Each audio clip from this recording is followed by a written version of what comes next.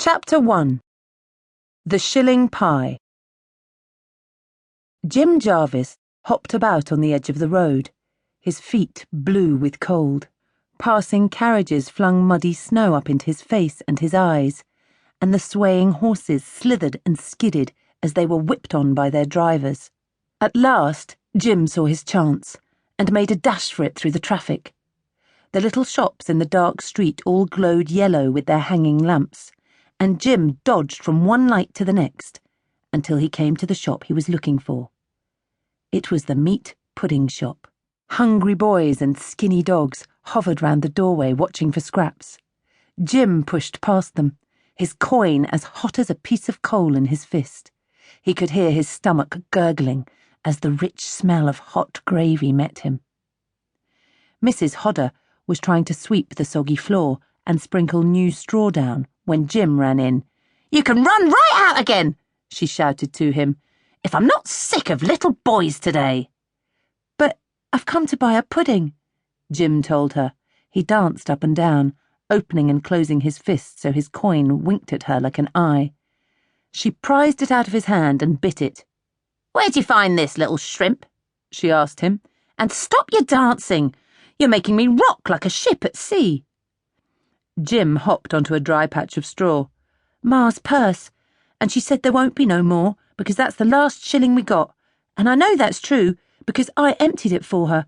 So make it a good one, Mrs. Hodder. Make it big, and lots of gravy." He ran home with the pie clutched to his chest, warming him through its cloth wrapping. Some of the boys outside the shop tried to chase him, but he soon lost them in the dark alleys, his heart thudding in case they caught him and stole the pie. At last he came to his home, in a house so full of families that he sometimes wondered how the floors and walls didn't come tumbling down with the weight and the noise of them all. He ran up the stairs and burst into the room his own family lived in. He was panting with triumph and excitement. "I've got the pie! I've got the pie!" he sang out. "Shh!" His sister Emily was kneeling on the floor, and she turned round to him sharply. "Ma's asleep, Jim." Lizzie jumped up and ran to him, pulling him over towards the fire so they could spread out the pudding cloth on the hearth. They broke off chunks of pastry and dipped them into the brimming gravy. "What about Ma?" asked Lizzie. "She won't want it," Emily said. "She never eats." Lizzie pulled Jim's hand back as he was reaching out for another chunk. "But the gravy might do her good," she suggested. "Just a little taste. Stop shoveling it down so fast, Jim. Let Ma have a bit." She turned round to her mother's pile of bedding and pulled back the ragged cover. "Ma," she whispered, "try a bit. It's lovely."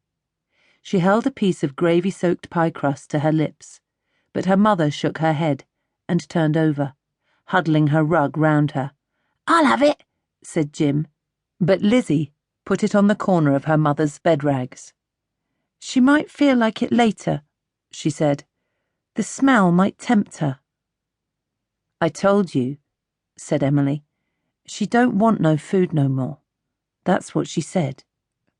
Jim paused for a moment in his eating, his hand resting over his portion of pie in case his sisters snatched it away from him.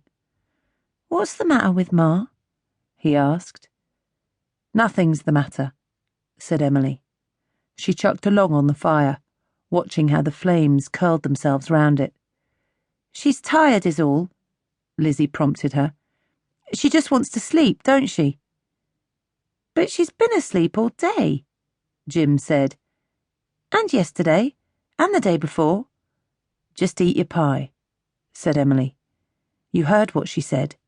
There's no more shillings in that purse, so don't expect no more pies after this one." "She'll get better soon," Lizzie said, "and then she'll be able to go back to work. There's lots of jobs for cooks. We'll soon be out of this place. That's what she told me, Jim." "Will we go back to our cottage?" Jim asked. Lizzie shook her head. "You know we can't go there, Jim. We had to move out when Father died." "Eat your pie," said Emily. "She wants us to enjoy it." But the pie had grown cold.